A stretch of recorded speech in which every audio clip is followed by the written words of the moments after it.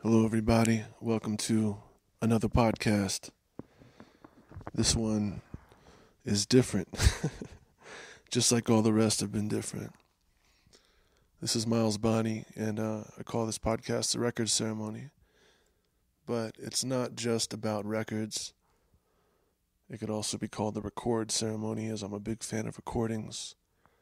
And today, what I plan to record improvisationally right now with you is just some thoughts on this whole time we are in. I don't do podcasts very regularly, but I like to have it as a opportunity to reach out when it makes sense, timing wise.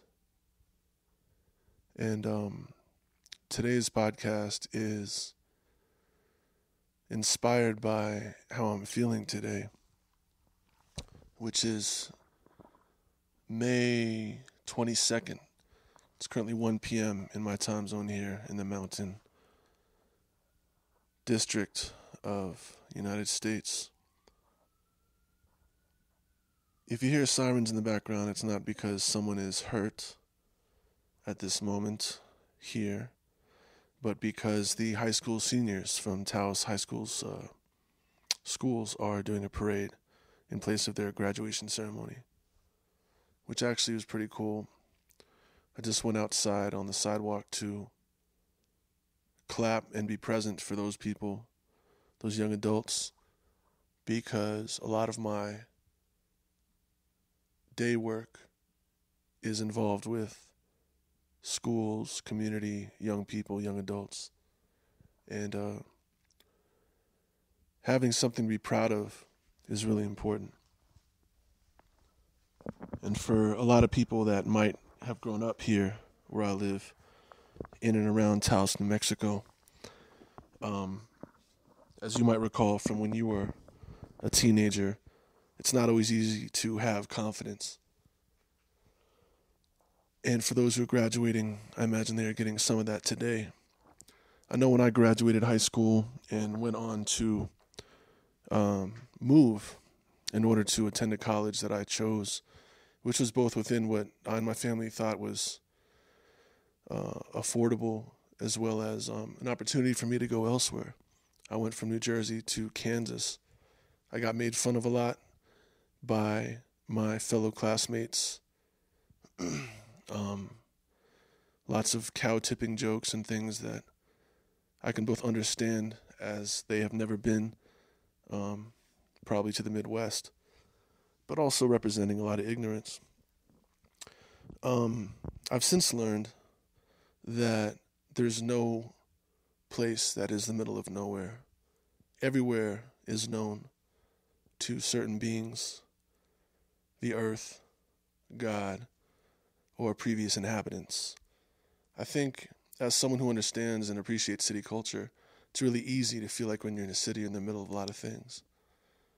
And that's interesting now, isn't it? Because you are, even in the middle of more things than we previously would have liked, given the virus still affecting many people, good people, in cities and outside of cities. But, I moved out most recently to New Mexico in 2013 from Kansas City, where I was at the time, and had a great experience musically and socially and otherwise. Shout out to everybody there. And I bought a little area of land in what I would have considered, or it would have easily been translated as the middle of nowhere. It's on the edge of a forest, of the national forest. There's no gas station within 30 miles. Just really a post office and a little cafe that does their best. And at first I was thinking, man, this would be a great place to invite friends and family as a retreat from city life, a natural escape. Maybe I'd host workshops. I even told some of my neighbors at the time who I was becoming friends with, and they were a huge support for me and my family, about, we should get more people to move out here. And they shared with me, maybe people don't really want people to know where this is. There's something about its desolate vibe and beauty that they want to stay the same. And Over time, I've understood that. Now, as I speak to you in 2020,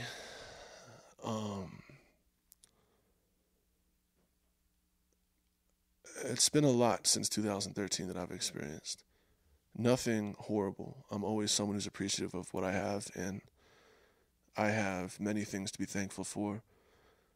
Um, at the same time, something I've learned in my increasing maturity is that as much as I might feel like what I have to go through that might be challenging is not as challenging as things other people have to go through, it doesn't mean that it's any less relevant or any less valid.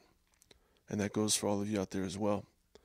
Even though I do appreciate the positive things, and there's many of them. But yeah, it's been a lot. In seeking to move to New Mexico and staying there to make music, hopefully just travel, I did that for a while. Built a place to live in, kind of turned the Lumberjack Soul thing into reality for my family. Spent nearly every day that year of 2013, between March and October, outside in the sun, physically working. I got in great shape. I've never been in better shape before or after physically. Made very little money because I was just building something by myself the whole year. And since that time, with family changes and kids growing up, I've become much more grounded and based in Taos than I planned. I did a lot of traveling since then, but not as much as I did before. And sometimes I think it might make an actually interesting story, and it might be a little bit crazy that I went from being based in Kansas City, where I had tons of support, lots of positive events, and flying around the world to do shows, to kind of trash it all and start over. It's kind of something that I tend to do. But I'm very happy where I am now. I've gotten really involved here in community and social work as I had in Kansas City. And I'm in the best position I've ever been in as far as that daytime work. But to bring us back to today, I started off doing some family things and putting work aside, which is rare for me because I do work a lot of hours every day for the community projects I'm involved in.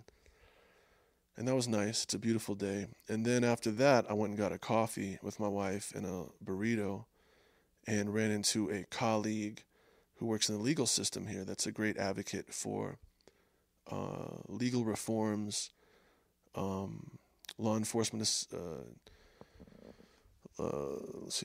lead program, law enforcement diversion. Anyway, I need to drink more water. But just to say, he's Burnout. And just as much as this COVID and virus thing has created an environment where people are feeling disconnected from each other physically and emotionally, frustrated, locked onto their computers for work, if they do still have work, if they're lucky enough to, if that's something they're wanting to maintain or can even have the option to maintain. Burnout is something that I didn't think much about. And honestly, as someone who's really into social structures and understanding the ways in which all of us play a role in our own communities, near and far, I don't want to see people give up or not be able to continue doing positive work for their community. So it kind of hit me that the things I don't allow myself to feel as I push on and stay focused are things that easily, or maybe more easily, I can run into through talking to my contemporaries and peers and friends. But for right now, I just want to share that, I really appreciate whatever it is you're doing. You who is listening, you who I may not know very well. There's no doubt in my personal belief system that you are doing everything you can within reason to maintain a healthy position as we explore this period of time. It's easy to say I could always be doing more or I could do this better, and that's always true for all of us. But the ups and downs you go through are part of your experience, and the yin and yang of your days, your emotions, your physical feelings, the food you eat, who you interact with or don't interact with, when you choose to do anything, all the decisions you're making. I hope that my music helps you in the moments where you want to enjoy it. But I know that you are doing positive things for the people around you, whether you're intending to or not. They're learning from you. They're appreciative of the experiences they have with you, and they want to learn more. We always all want to learn more. And through my community collaboration work, I've also come to realize that even when you feel like you're not collaborating with someone else or another organization, you are in that decision. The degree to which you're not collaborating is your collaboration. So we always have an impact on each other. It's okay to feel burnout and exhausted.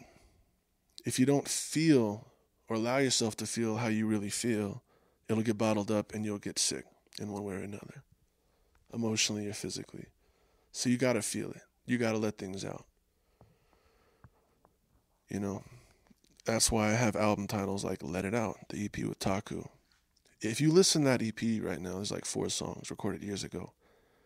Every one of them feels like something that's even more pressing right now.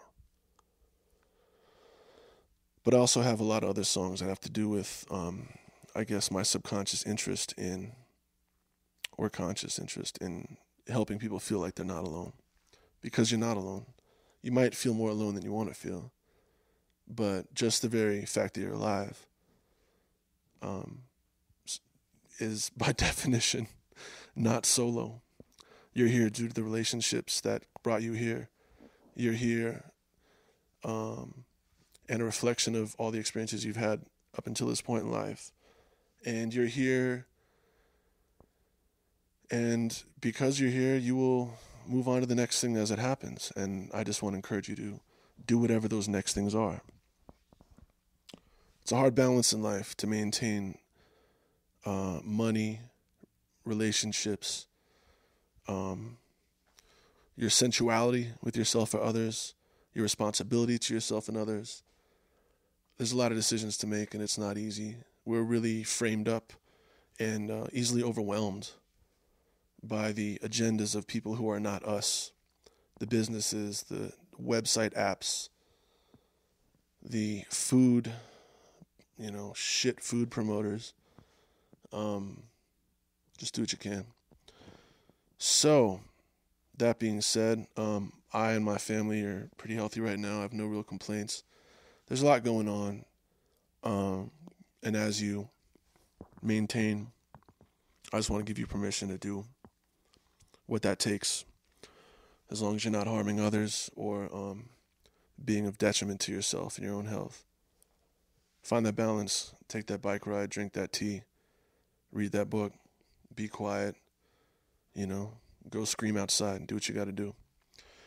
My next podcast will be most likely an interview with Streety Baby, who co-produced the Wantu or Wantu song that I just released as the first single from Lumberjack Soul.